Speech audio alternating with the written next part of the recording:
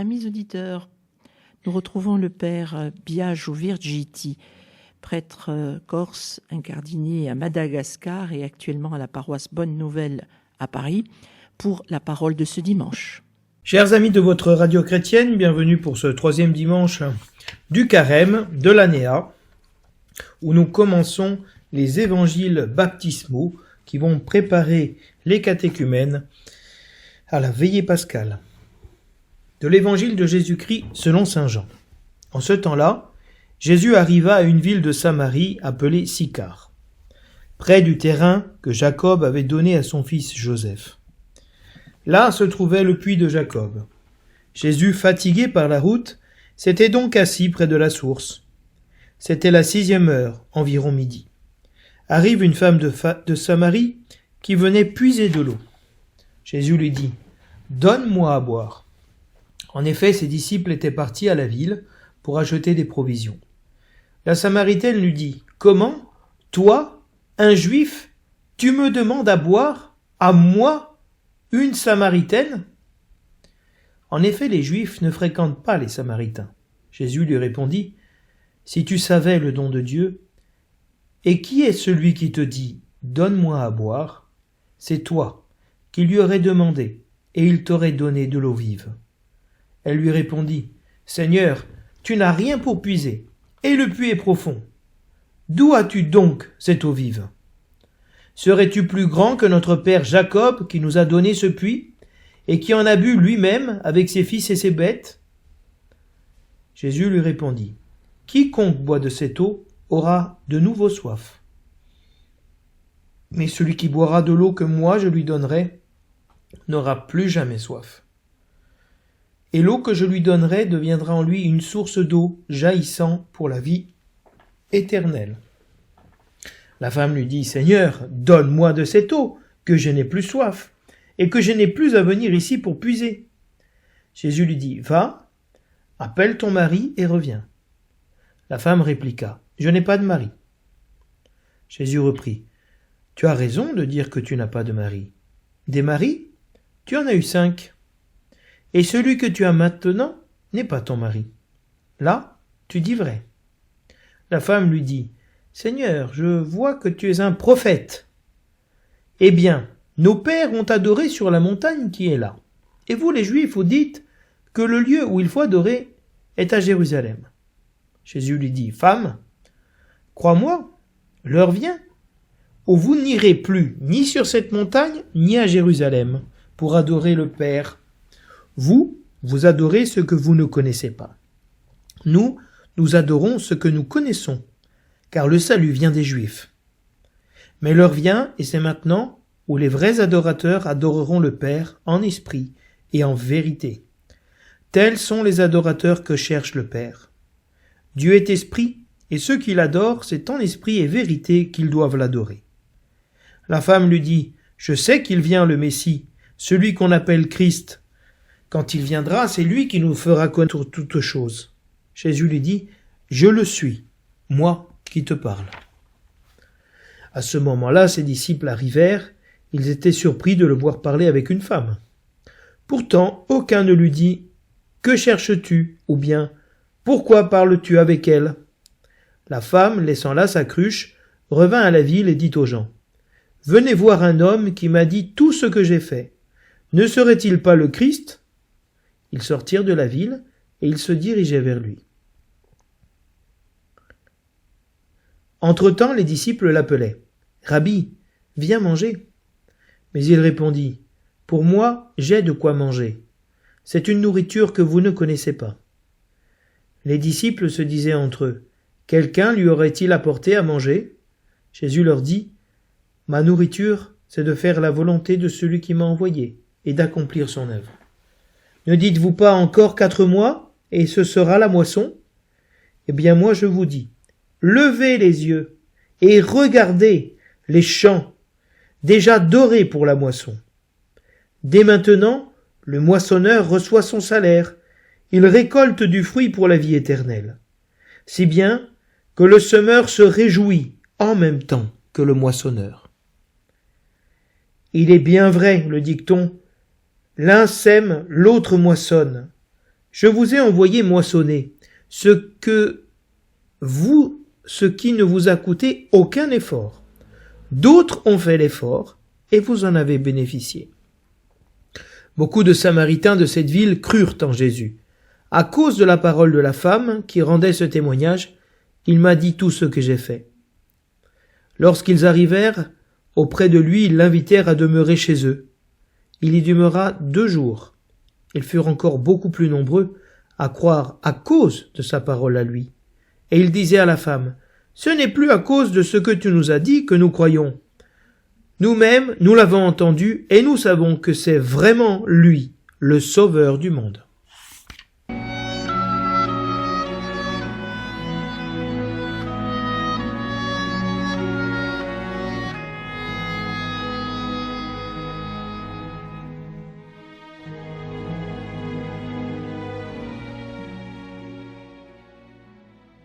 Du livre de l'Exode. En ces jours-là, dans le désert, le peuple manqua d'eau. Il souffrit la soif. Il récrimina contre Moïse et dit, « Pourquoi nous as-tu fait monter d'Égypte? Était-ce pour nous faire mourir de soif avec nos fils et nos troupeaux ?» Moïse cria vers le Seigneur, « Que vais-je faire de ce peuple? Encore un peu et ils me lapideront. » Le Seigneur dit à Moïse, « Passe devant le peuple. Emmène avec toi plusieurs des anciens d'Israël.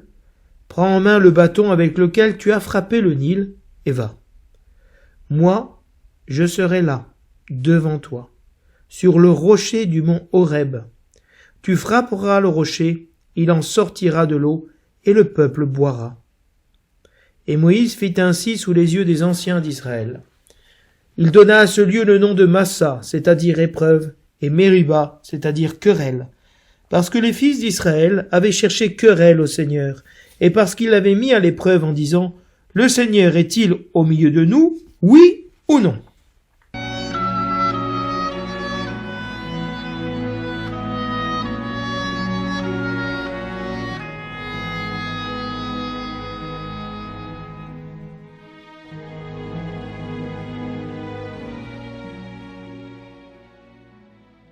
Le refrain du psaume nous dit « Aujourd'hui, ne fermez pas votre cœur, mais écoutez la voix du Seigneur. » Venez, crions de joie pour le Seigneur, acclamons notre rocher, notre salut.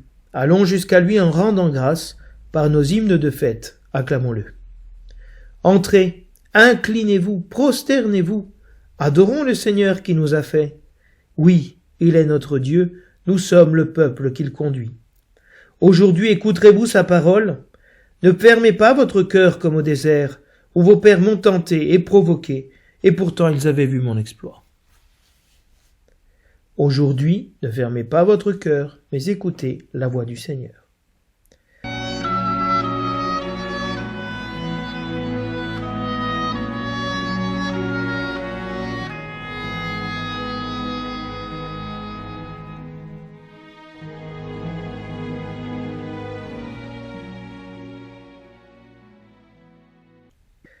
Dans la lettre de saint Paul apôtre aux Romains, « Frères, nous qui sommes devenus justes par la foi, nous voici en paix avec Dieu par notre Seigneur Jésus-Christ, lui qui nous a donné, par la foi, l'accès à cette grâce dans laquelle nous sommes établis. Et nous mettons notre fierté dans l'espérance d'avoir part à la gloire de Dieu. Et l'espérance ne déçoit pas, puisque l'amour de Dieu a été répandu dans nos cœurs par l'Esprit Saint qui nous a été donné.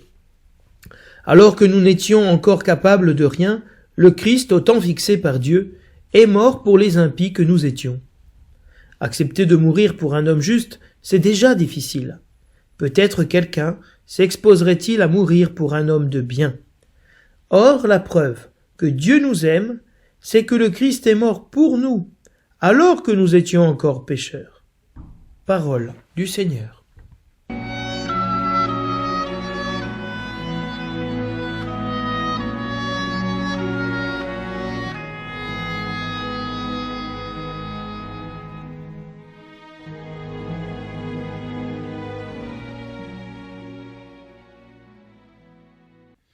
Avant de rentrer dans le thème de ce dimanche, je voudrais lire avec vous l'eucologie de ce dimanche, c'est-à-dire les prières les oraisons qui sont dites par le président dans la célébration de l'Eucharistie et les antiennes de l'office des lectures, de l'office divin. L'oraison de collecte récite « Seigneur Dieu, source de bonté et de toute miséricorde, tu nous as montré comment guérir du péché par le jeûne, la prière et le partage. Accueille favorablement l'aveu de notre faiblesse, et puisque nous prenons humblement conscience de nos fautes, que ta miséricorde nous relève sans cesse. » L'oraison de ce dimanche met l'accent sur la bonté de Dieu et la miséricorde, c'est-à-dire l'initiative de Dieu de venir vers l'homme pour le sauver. Et Dieu a montré à l'homme comment guérir de la maladie principale qui est le péché. Et ce péché se guérit par le jeûne, par la prière et par l'aumône, qui sont les 3 armes traditionnelles du chrétien durant le carême et durant toute sa vie. Et nous demandons au Seigneur d'accueillir favorablement l'aveu de notre faiblesse. Parce que principalement, qu'est-ce que le catéchuménat ? Qu'est-ce que cette préparation au baptême ? Et qu'est-ce que ce temps de pénitence, de conversion que Dieu donne à son Église à travers le carême ? C'est un temps où nous sommes appelés à reconnaître, avouer notre faiblesse, mettre notre faiblesse devant Dieu, de ne pas la fuir, de ne pas la cacher, de ne pas la couvrir, de la présenter au Seigneur. Puisque nous prenons humblement conscience de nos fautes, cette conscience de nos péchés, qui sont la réponse à la faiblesse, à la croix de notre vie que Dieu a plantée. Nous demandons vraiment au Seigneur que sa miséricorde nous relève sans cesse. C'est très intéressant parce que dans le contexte de la Samaritaine apparaît avec tous ses péchés. Cette femme a eu 5 maris. Cette femme est pleine de complexes d'infériorité, de sentiments de vengeance envers les Juifs parce qu'elle se sent exclue, parce que elle est méprisée par eux. Apparaît sa faiblesse à cette femme, apparaît ce qu'elle est, sa pauvreté. Et cette réponse que nous avons eue toute notre vie à ce que nous sommes, à nos faiblesses que nous n'acceptons pas, c'est le péché. C'est nos fautes qui sont une réponse à la situation que nous n'acceptons pas.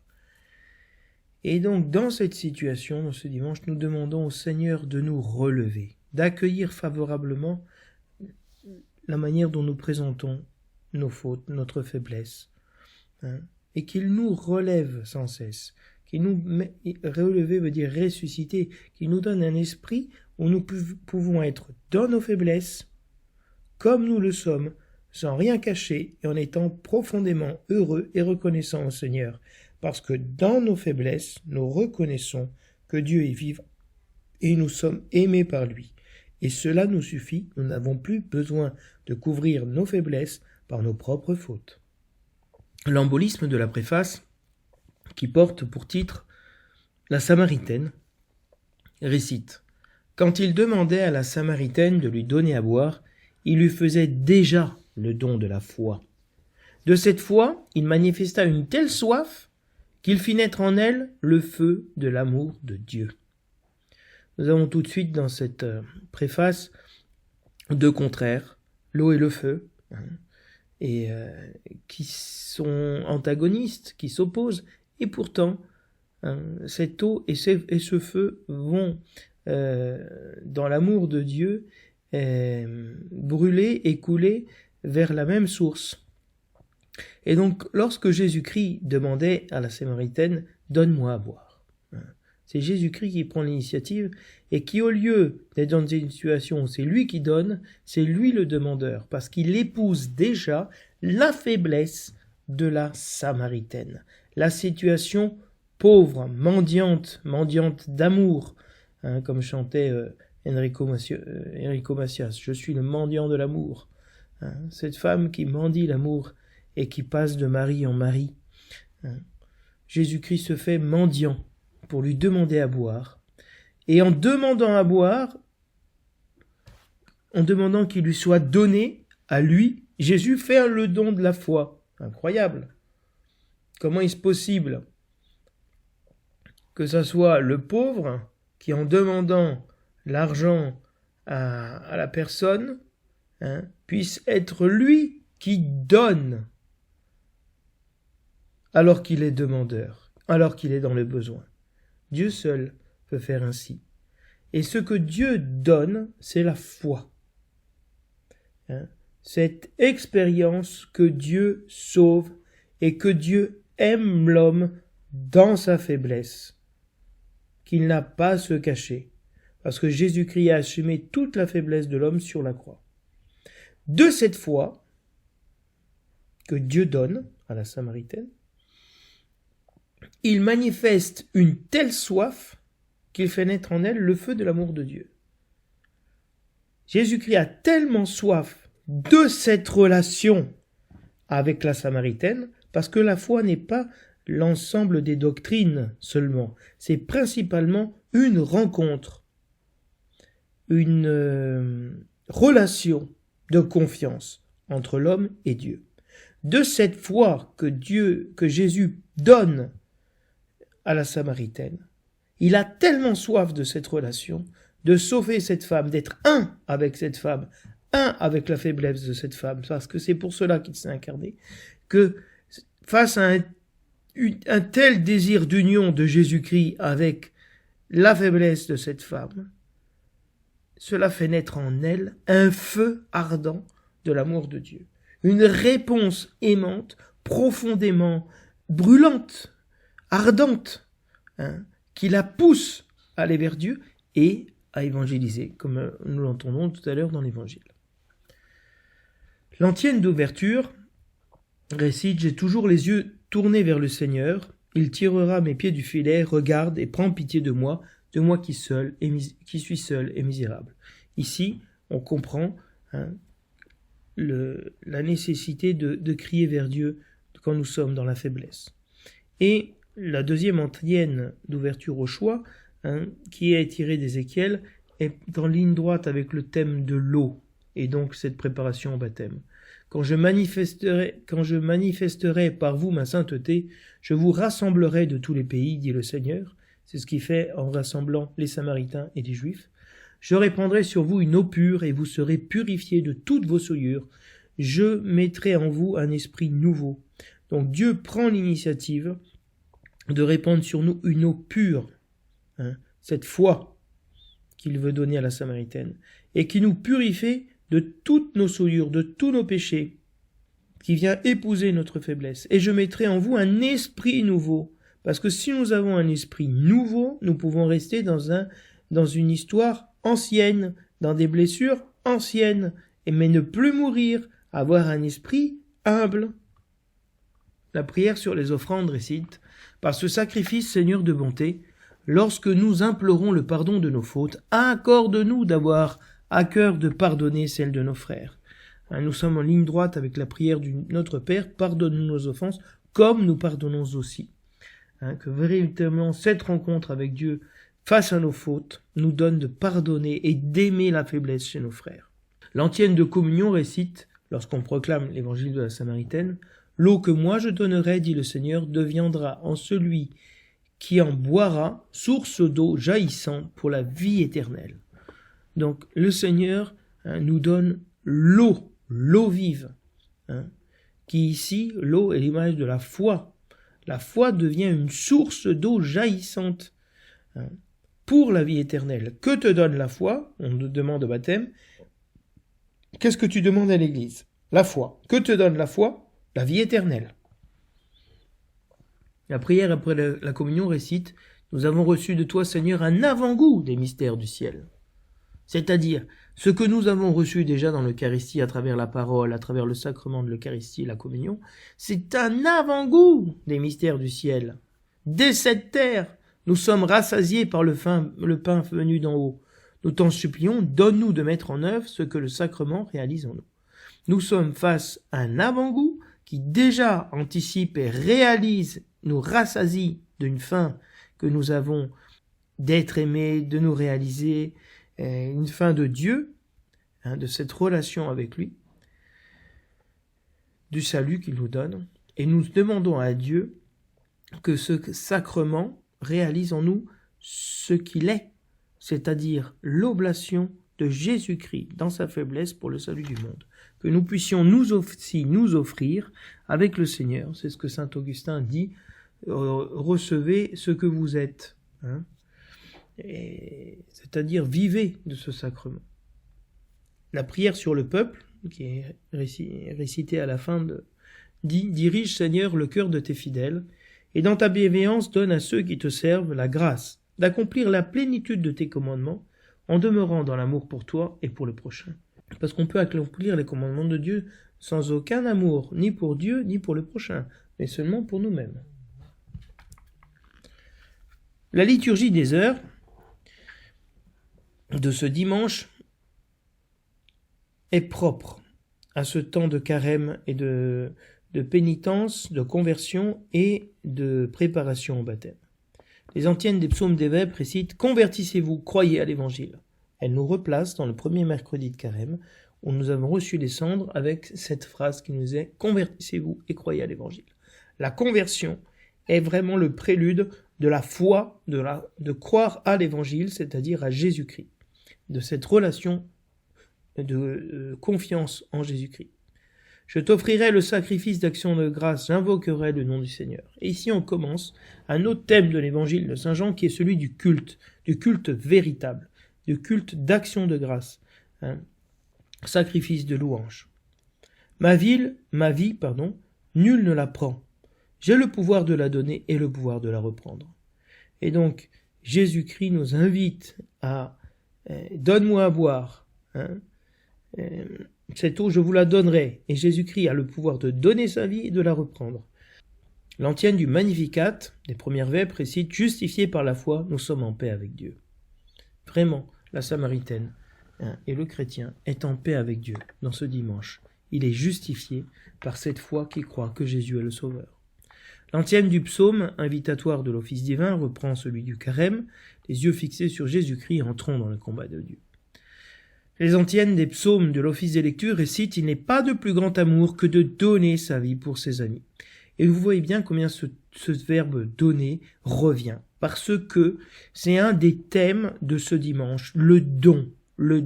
Cette eau que je vous donnerai, si tu savais, celui qui te demande à boire. Le verset qui suit la proclamation des psaumes et introduit les lectures bibliques et patristiques de l'office vient nous dire « Viens manger le pain de l'intelligence et boire l'eau de la sagesse ».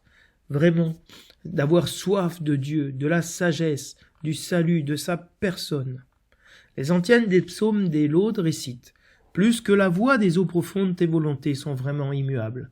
Ces eaux profondes sont toujours l'image du baptême qui nous renouvelle. Et les volontés de Dieu, vraiment, elles ne changent pas. Elles sont immuables et c'est nous sauver, nous aimer, faire de nous comme des dieux, d'être comme des dieux. Sources et fontaines, bénissez le Seigneur, à lui haute gloire, louange éternelle. Vraiment, les sources du baptême sont appelées à bénir le Seigneur. Dans la bénédiction de l'eau, dans la veillée pascale, on remercie Dieu pour l'eau, sa créature, parce que cette eau a été sanctifiée pour préparer et être l'image du baptême, pour baptiser Jésus-Christ et baptiser et donner de nouveaux enfants à Dieu dans la veillée pascale. Roi de la terre, et vous, tous les peuples, louez le nom du Seigneur. C'est ce que fera la Samaritaine à la fin en disant « Venez voir celui qui m'a dit tout ce que j'ai fait. » De rendre grâce à Dieu, de louer Dieu. L'antienne du Benedictus récite du sanctuaire de son corps, le Seigneur disait « Détruisez ce temple et en 3 jours je le rebâtirai ». Nous repartons ici sur la dimension du culte, du temple. Quel est le véritable temple? Où devons-nous adorer? À Jérusalem ou sur le mont Garizim? Les vrais adorateurs que Dieu cherche en esprit et en vérité. Quel est ce temple donc où nous sommes appelés à adorer Dieu? Dans le temple de notre corps, qui est le corps du Christ, dans lequel nous avons été baptisés, avec lequel nous avons été immergés dans la mort avec lui. Et en 3 jours, je le rebâtirai. C'est vraiment l'image de cette mort et de cette résurrection du corps du Christ, qui est le temple de Dieu. L'ancienne commune des psaumes de l'office du milieu du jour récite « Ma force et mon chant, c'est le Seigneur ». Oui, la Samaritaine peut dire cela, et comme tout chrétien, et dire vraiment « Le Seigneur est ma force et mon chant ». Les antiennes des psaumes des secondes vêpres récitent « Délivre-nous Seigneur à cause de ton nom, accorde-nous le temps de nous repentir ». Et nous avons vraiment ici de nouveau le thème de la conversion. Nous sommes rachetés par le sang du Christ, par le sang de l'agneau sans péché. Voilà ce qui justifie et purifie la Samaritaine de toutes ses fautes, le sang de l'agneau sans péché, qui rachète. Il a pris sur lui nos souffrances, il s'est chargé de nos douleurs. Vraiment, dans ces secondes vêpres, il y a une contemplation du mystère pascal et du mystère de la croix. Nos souffrances, nos faiblesses, il s'est chargé de nos douleurs, de ce qui nous faisait souffrir, ce que nous n'acceptions pas de notre vie, de nos souffrances. L'antienne du Magnificat des secondes vêpres récite « Qui boira l'eau que je lui donnerai n'aura plus jamais soif ». Vraiment, c'est une promesse que cette eau que Dieu nous a donnée, c'est l'eau du baptême qui nous a lavés de nos fautes. Et cette eau de la foi, de la relation avec lui, qui nous donne de ne plus jamais avoir soif d'autre chose que de Dieu.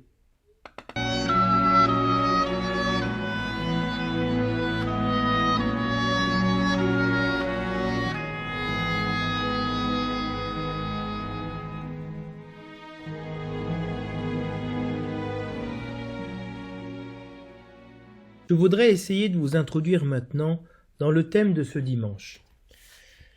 Le thème de ce dimanche est celui du don de l'eau, du don du baptême et du don de la foi.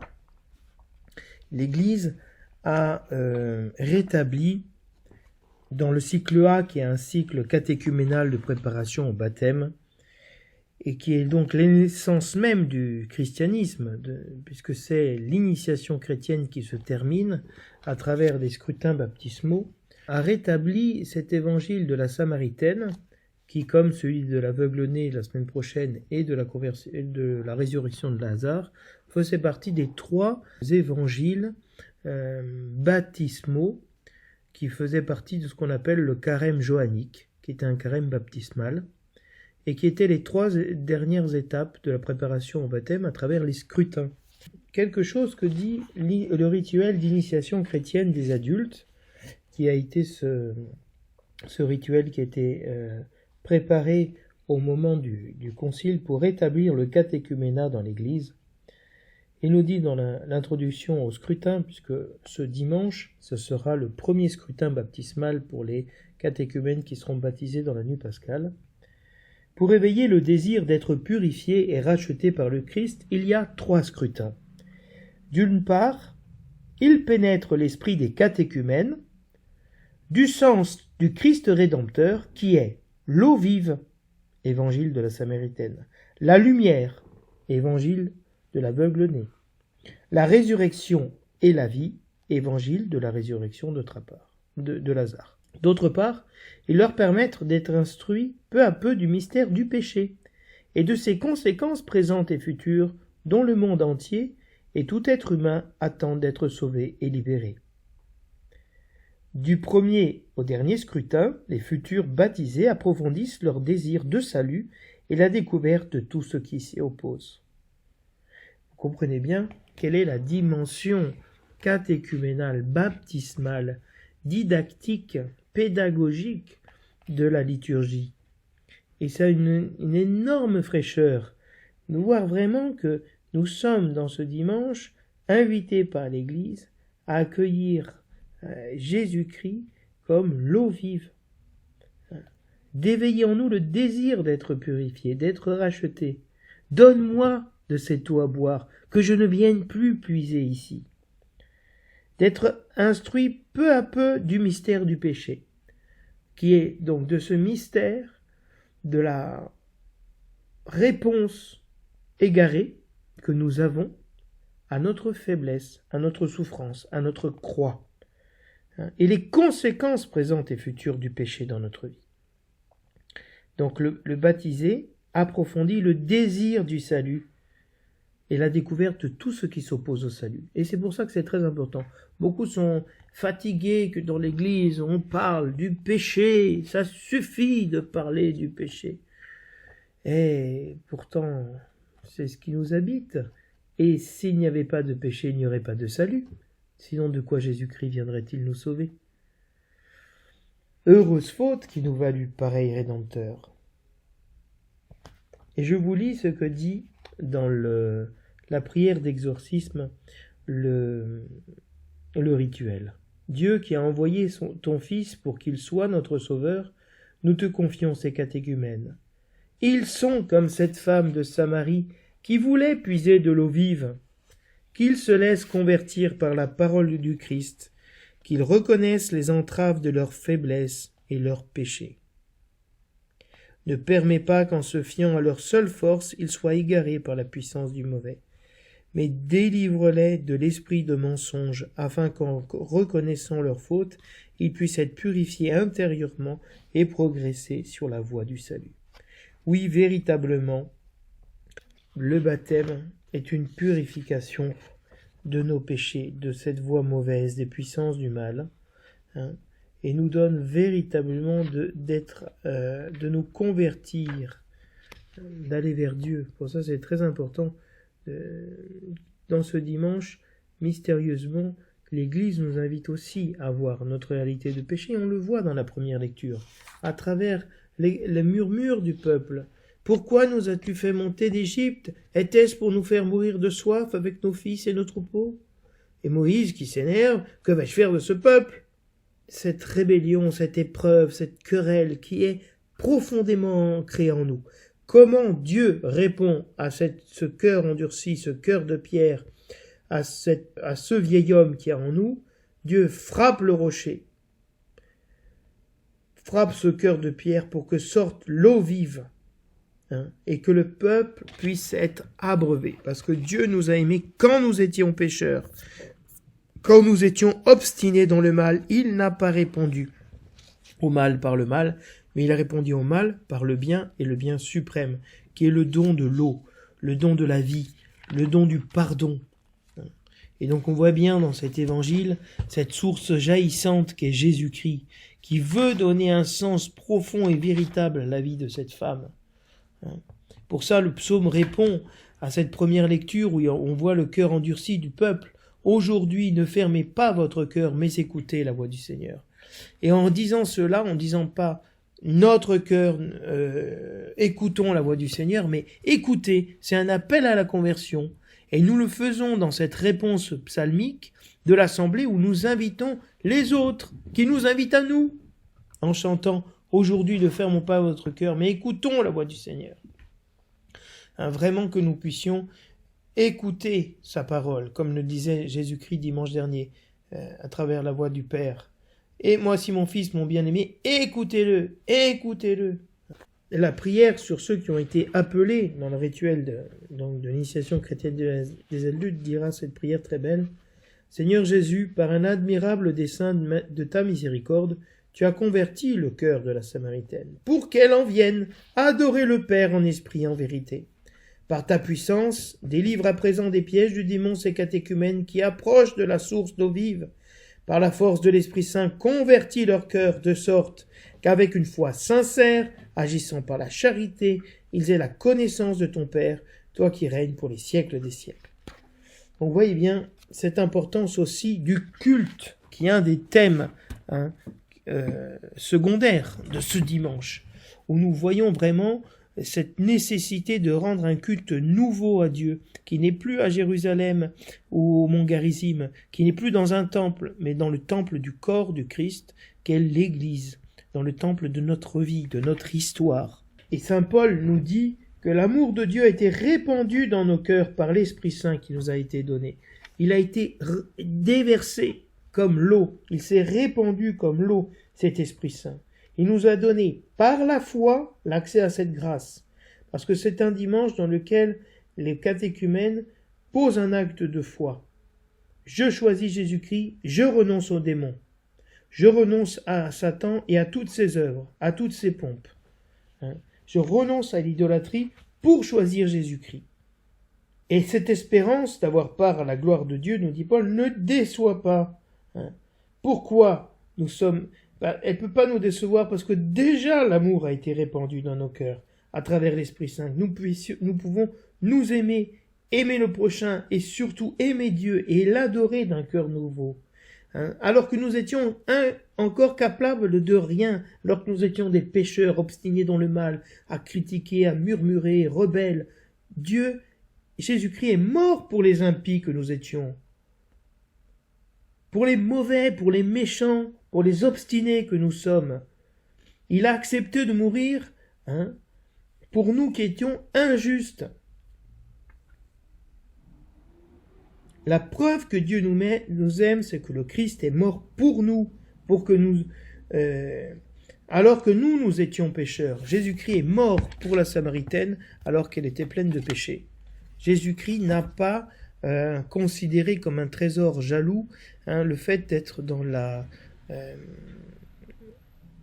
condition de Dieu, mais il s'est humilié lui-même en prenant la condition d'esclave et devenant obéissant jusqu'à la mort pour nous sauver.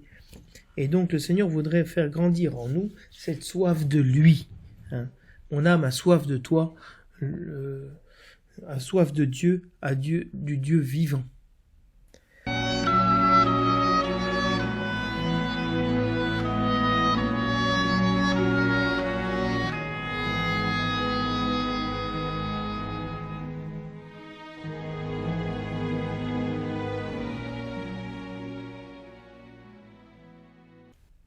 Alors vous voyez bien que c'est une extrême richesse, et puis que cet évangile est particulièrement long, et Dieu soit loué, on peut lire dans l'Église, dans ces temps importants qui nous préparent au baptême, au catéchuménat, des évangiles entiers, des chapitres entiers. Et c'est important parce que la richesse de l'Église, c'est l'écoute.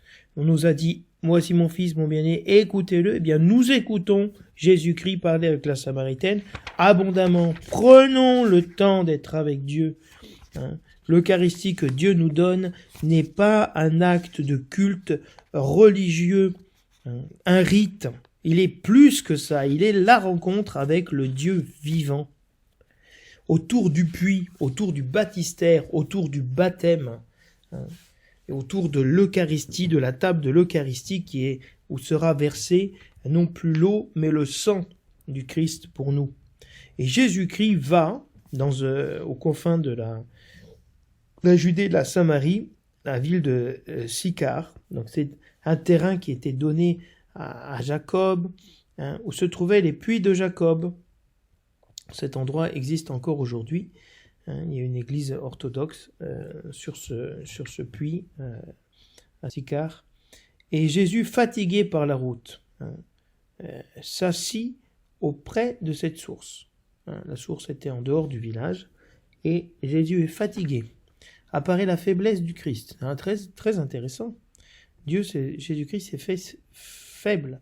Et à l'heure de midi, qui n'est pas l'heure à laquelle normalement on sort pour puiser de l'eau, puisqu'il fait extrêmement chaud, on sort ou le matin ou le soir pour puiser, arrive une femme de Samarie qui vient puiser à cette heure-là pour être seule, pour être tranquille, pour ne pas rencontrer des personnes qui vont lui manifester sa faiblesse, son histoire, que c'est une femme de vie dissolue, qu'elle a déjà cassé 5 mariages, et celui avec qui elle n'est pas son mari. Et Jésus-Christ demande à cette femme, s'adresse à cette femme étrangère, à un peuple auquel il n'y avait aucune relation, lui demande à boire. Comment on écoute un récit comme celui-ci ? Y a-t-il une manière d'écouter un récit ? Oui, Aristote, dans la poétique, donc vous voyez dans l'Antiquité, avait déjà distingué quel type d'histoire on pouvait écrire. Et donc, il y a une intrigue, donc une histoire qui est racontée en vue, peut-être, qu'il y ait un changement de situation, qu'on passe de la mort à la vie, de la maladie à la guérison, de l'infortune à la fortune. Ou il y a une autre manière de raconter une histoire où va être révélé quelque chose. Quelqu'un va se révéler, où il y a la manière de distinguer, de reconnaître un personnage dont l'identité va se révéler progressivement. Et dans ce récit de la Samaritaine, c'est un récit de révélation. Jésus-Christ va se révéler à la Samaritaine par étapes, de découvrir progressivement qui est celui qui lui parle. Et la Samaritaine, dans ce dialogue, d'abord tu es un juif, toi tu es juif, comment tu parles avec moi, comment tu peux me demander à boire. Et puis la Samaritaine continue, mais toi serais-tu plus grand que notre père Jacob, qui nous a donné ce puits, mais pour qui tu te prends, Et puis cette femme dira, Seigneur, donne-moi de cette eau. Seigneur, ici, n'est pas la reconnaissance de Jésus-Christ comme Dieu. Et ça a le double sens, si vous voulez, mais dans la bouche de la Samaritaine, ça signifie monsieur, mon Seigneur, mais pour le chrétien qui écoute, c'est évidemment le Seigneur Jésus. Et la femme continue, Seigneur, je vois que tu es un prophète. Donc c'est un juif, c'est quelqu'un qui est plus grand que notre père Jacob, et finalement elle voit que c'est quelqu'un qui a un don de science, de connaître la vie des personnes. Et la femme continuera à reconnaître, à dire, je sais que le Messie doit venir, mais qui est-il? Comment, quand il viendra, qu'est-ce qui se passera? Et Jésus-Christ lui dit, je suis celui qui te parle. Et donc ici, il y a la révélation. Ce récit est là pour nous révéler qui est Jésus-Christ. Et suite à cette révélation, que se passe-t-il? La femme lâche sa cruche et part annoncer aux hommes, voici un homme qui m'a dit tout ce que j'ai fait. Ne serait-il pas le Christ? Et là arrivent les disciples qui disent, Rabbi. Ils l'appellent Rabbi. Et les Samaritains écoutent la Samaritaine leur dire, cet homme m'a dit tout ce que j'ai fait. Et les Samaritains ont commencé à croire à cause de la parole de la femme. Mais, à la fin, ce n'est plus à cause de la parole de la Samaritaine qu'ils croient, mais nous-mêmes nous l'avons entendu et nous savons que c'est vraiment lui le sauveur du monde. Tout ce récit a pour but de manifester, de révéler qui est Jésus-Christ. C'est plus qu'un prophète. C'est plus que le Messie, c'est le sauveur du monde. Et nous savons, nous connaissons. Donc, la Samaritaine et le peuple samaritain est passé de l'ignorance à la connaissance, de l'incrédulité et de l'idolâtrie, d'un culte religieux à la foi. Voilà ce que Dieu veut faire avec son peuple. Voilà ce que Dieu est capable de faire. Et Dieu le fait dans la relation autour d'un puits qui est le baptême et au sujet d'une eau qu'il va donner pour rassasier cette eau, justement, qu'on retrouve dans la première lecture, avec lequel le Seigneur abreuve son peuple.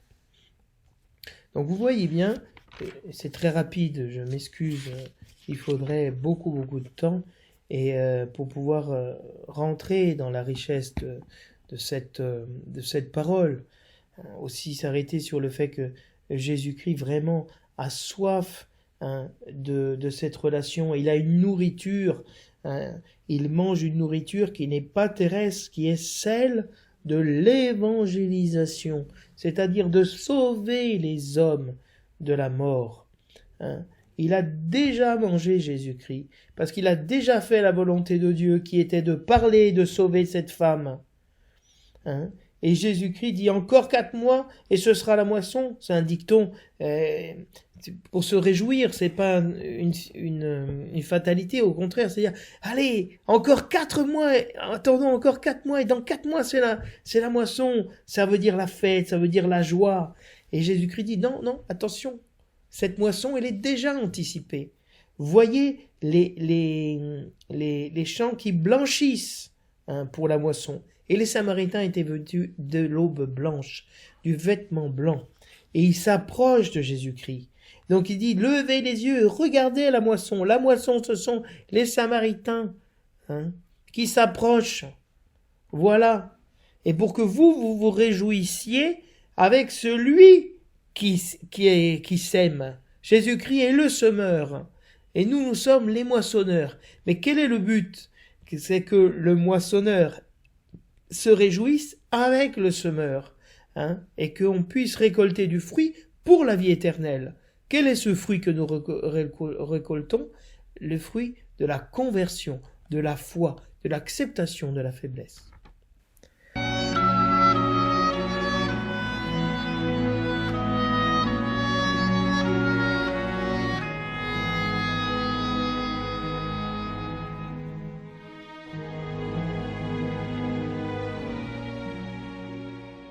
Je termine brièvement le commentaire des lectures de ce dimanche en montrant le passage entre cette première lecture où le peuple dit « Donne-nous de l'eau à boire », alors que dans l'évangile c'est Jésus-Christ qui dit en premier « Donne-moi à boire », donc il s'identifie aussi à la faiblesse de ce peuple, et la Samaritaine dira « Donne-moi de cette eau », et le peuple dit « Donne-nous de l'eau à boire ».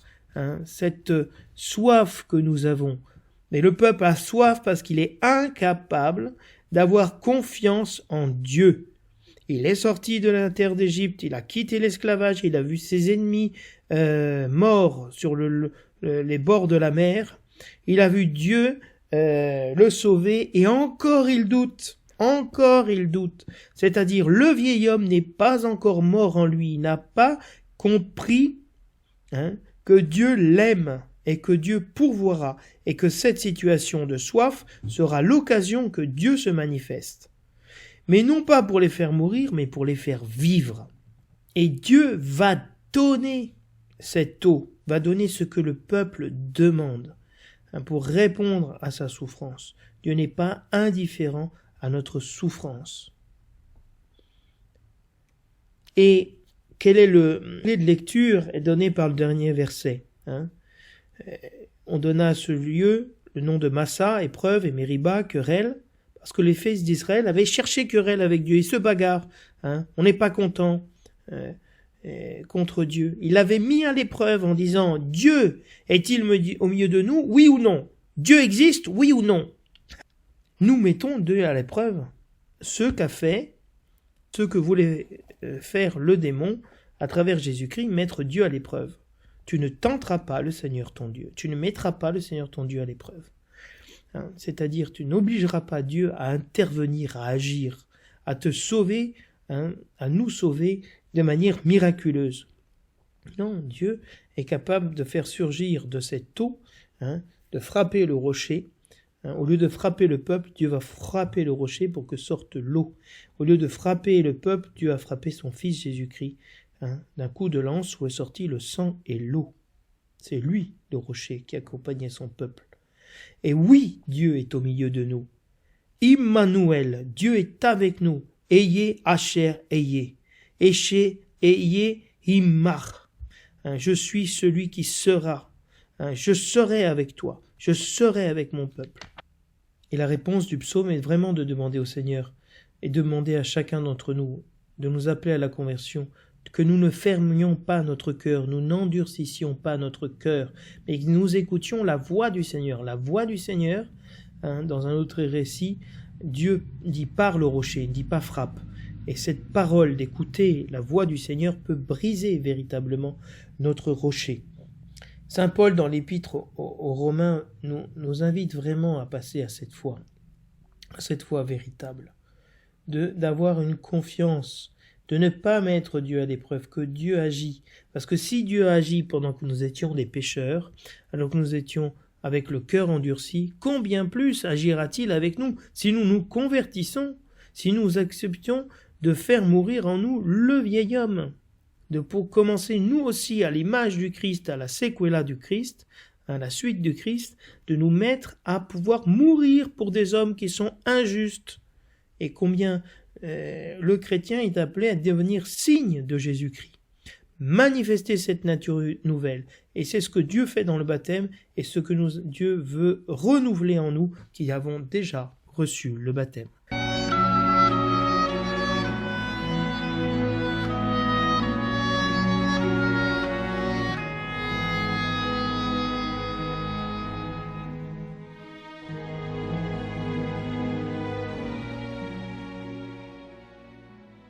Chers auditeurs, je vous remercie pour votre patience et je vous demande d'avoir pitié de ma faiblesse et de ma difficulté à pouvoir vous commenter tous ces passages bibliques qui sont tellement riches. Je vous souhaite un bon dimanche.